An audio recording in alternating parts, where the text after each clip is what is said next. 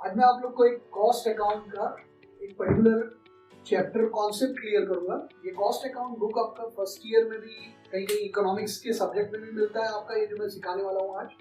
और final year में back BCom BMS India में किसी भी जगह पे आप फाइनल ईयर कर रहे हैं यूजीसी का पैटर्न में, कॉस्ट अकाउंट में जो चैप्टर अपन आज ले रहे हैं मार्जिनल कॉस्टिंग, ये फिक्स चैप्टर है और इसका यूज सिर्फ स्टूडेंट्स को लिए नहीं तो बैंक जो एमबीए कर रहे हैं उनके लिए भी है और एक नॉर्मल सा बिजनेस करने वाले बंदे को भी इसका बहुत ज्यादा यूज है। अगर वो समझ लेते हैं तो उनको ये समझ में आ जाएगा कि उनको बेसिक मतलब मिनिमम कितना इनकम उनका होना चाहिए जिससे कि वो बिजनेस में एटलीस्ट सर्वाइव कर पाए। तो आपको पहले मैं ग्राफ के थ्रू समझाता हूँ कि बिजनेस को मतलब हमारा जो कॉस्ट का मार्जिनल कॉस्टिंग है ये कॉन्सेप्ट क्या है।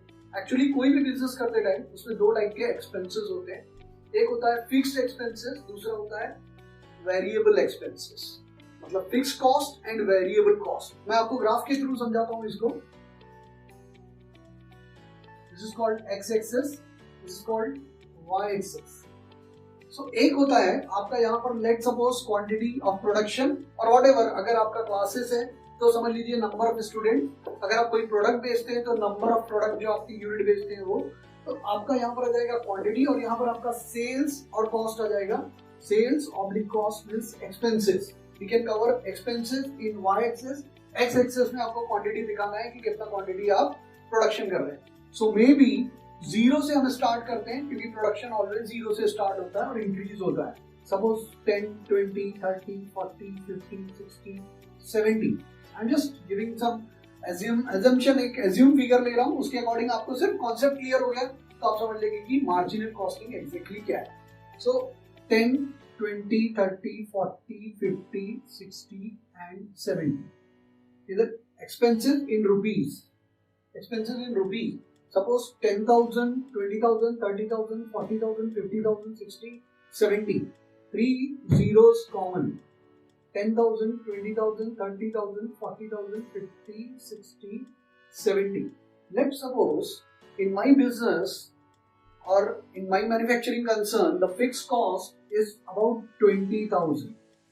20,000 means if your production is 20 unit or 10 units or 20 units or 30 units, the fixed cost remain unchanged. This will not change. Like example, fixed cost we can consider the rent. Rent is the fixed cost. If your production is increases or if your sale is increases, there will fixed cost remain constant, that will not change. Fix cost आपका हमेशा constant रहेगा, आप चाहे production बढ़ा रहे हैं या cell बढ़ा रहे हैं उस कंडीशन में फिक्स कॉस्ट देख सकते हैं आप। 10 यूनिट के लिए भी गैप सेम है, 20 के लिए भी सेम है, 30 के लिए भी सेम है, 50 के लिए भी सेम है। इसके बाद होता है फिक्स कॉस्ट के बाद अदर जो कॉस्ट होता है that is called variable cost. Variable cost means you can see 10 units, if you are producing 10 units the gap between the fixed and variable is less. Whenever you increases the unit, जैसे जैसे आप increase करेंगे unit, आपका ये gap है the fixed cost और variable cost का, that will also increases. Why? Because variable cost, if you increase the production or increase the sale, your variable cost also increases because it depends upon the units, how much units you are producing. If you increases the production, your variable cost also increases. This is called the variable cost. और जो होता है cell, क्योंकि मैं क्यों कर रहा हूँ भाई business, my main revenue, the main revenue of the business is sale. तो सेल मेरा जीरो से स्टार्ट होता है like this and it is most important. आप देख सकते हैं यहाँ पर ये मेरा सेल्स का लाइन है और ये मेरा कॉस्ट का लाइन है। So in this region suppose if I make this 70 units, this is my fixed cost, this is variable cost and this is sales. Here the sales line is greater, means this is sales line and this is cost line.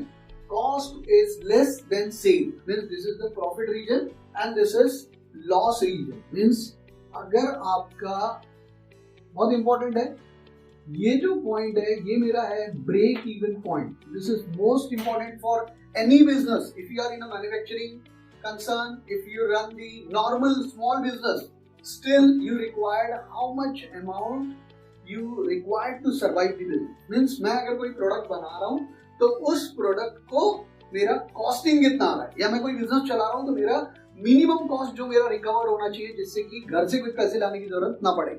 Means no profit no loss situation is called break even point. So ये point मेरा break even point है और इस gap को हम बोलते हैं margin of safety.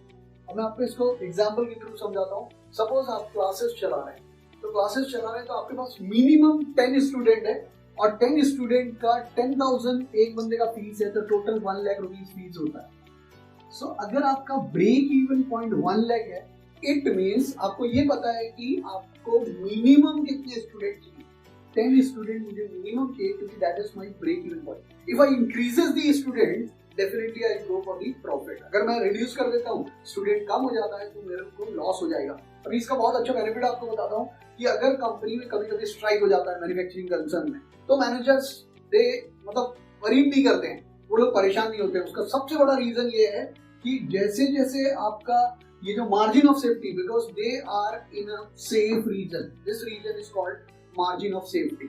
जैसे जैसे आपका स्ट्राइक का डेज बढ़ेगा, उनका प्रोडक्शन भी रिड्यूस होगा, और जब प्रोडक्शन उनका 40 से भी रिड्यूस हो जाएगा, in that case they will go for the loss, और वो ये ऐसा होने नहीं देंगे। इसलिए स्टार्टिंग के 1-2 दिन उनको प्रॉब्लम नहीं होता है, जैसे ही डेज बढ़ता है तो उन लोग फिर स्ट्राइक करने का कोशिश करते हैं, क्योंकि कंपनी लॉस में जाए।